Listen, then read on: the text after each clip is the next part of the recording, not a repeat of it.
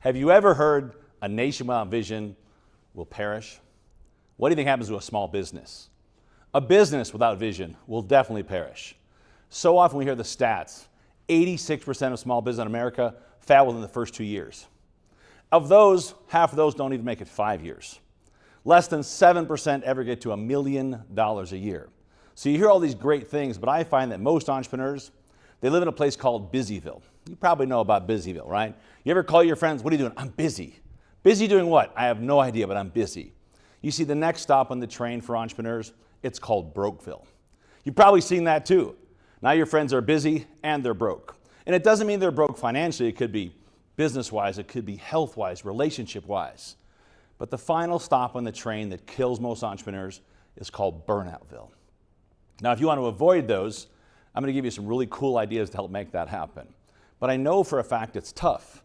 I see entrepreneurs have a good idea, have a good concept, but they don't really understand what it takes to win really big. And they get stuck in that place. And they usually quit right before that big adjustment, that big opportunity. But if you want to avoid some of those things, think this through for a second. Start with a big vision. Start by understanding a simple term called vision-driven leadership. And what that really means is that for me, when I was going through challenges in my life, I got to a certain point. I felt burnt out. If you can relate to that, I'm sure you can. It's like you say, what's next? What am I doing right or wrong?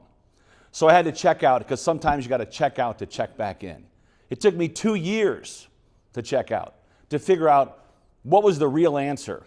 And I realized, what was I great at? What was I passionate about? What served a lot of people? Was there money in the industry? And if I could do that, and if you can answer those same questions for yourself, you're going to find your greatest success story starts with going inside before you go outside.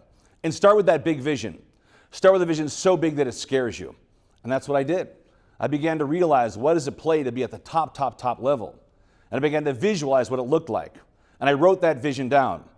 And to inspire that on top of that, it wasn't motivation. Because I tell you, when you motivate idiots, all you have is motivated idiots. There's so much more inside. But when you have a vision so big it pulls you outside that comfort zone. And that's where the magic steps into place. But even once you have the vision, you got to be great at what you do. You got to serve really well. You got to create value in the marketplace. And what does that mean? That means you're providing so much value to their customers, they think you're nuts. Because wherever you're at today, it's from the last 2 years of your life. But if you really want things to elevate for you, you start with that vision so big, you get tied into the vision, you understand the powerful word behind that is called the mission. It's not the money. If you chase the money, you'll stay broke. But if you really focus on a vision so big that it pulls you outside the comfort zone, all of a sudden you start to feel empowered every day. You no longer need motivation. You're inspired every day. And that inspiration comes from the inside, not the outside. It comes from the fact that you know you've got really big things to do, and you know for a fact that our time here on this planet, it's limited. But when you stop chasing the money and you build a mission around serving clients, and that's what you measure every day. If the vision is to become the #1 speaker, #1 realtor, #1 this, or top 10 this, or top 10 that, think about it and write it down. How many clients do you have to serve? And then start to bring in a program around how many clients we've got to serve each year, each quarter, each month. See, when I start to watch entrepreneurs that they step outside that comfort zone, people think you're crazy. I know when you start a business, oh, that's never going to work. You're dumb. That's not going to work. You're not going to make it. You better keep that job. I don't ever say quit your jobs. I say build a side hustle that's built around your dream, because I promise you this, when you work part-time on your dreams, they'll work full-time on you. And all of a sudden, yes, your friends will think you're crazy. You know it's the crazy ones that make all the money. No doubt your family will think you're nuts. But if you're feeling that today, that probably means you're in the right place. And if you're thinking about that today, then you know you're in the right place. And all of a sudden what starts to happen, you begin to step into something called momentum.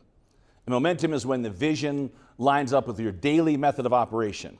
And all of a sudden it starts to look easy for you. You get into something called the flow. It's becoming what's called an intuitive performer. So when you think about leadership, don't just think about being a great leader. Be a leader that's driven by something much larger, path and purpose, and a vision so powerful that all of a sudden you wake up every day inspired.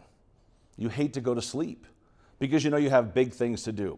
And when you start to live that way, all of a sudden what starts to happen is you look, all the results you focused on building, they start to happen without going outside of you're feeling like you're so busy, you feel like you're in the flow. And of course, when you take it up one more notch, it's the legacy.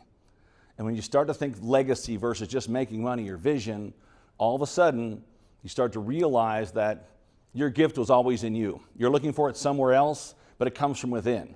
When you start to build those perfect days, and you become the expert in your niche, and you have the right systems and the right tools and the right process, and you become a better communicator, and you really understand execution. I put this on a post not long ago and I talked about you got to think, and I really do mean think like a general, work like a soldier. And that's where the magic comes from. When you start to achieve your biggest goals and dreams, that vision-driven leader inside of you comes out, but it comes out naturally. It's not about pushing people. It's not about trying to impress anybody. It's about living life on your terms, having your own success plan, and stepping into it in a flow space where once again it becomes natural for you. So if you're ready to have even more in your life, if you're ready to have even more fun, go in the inside first.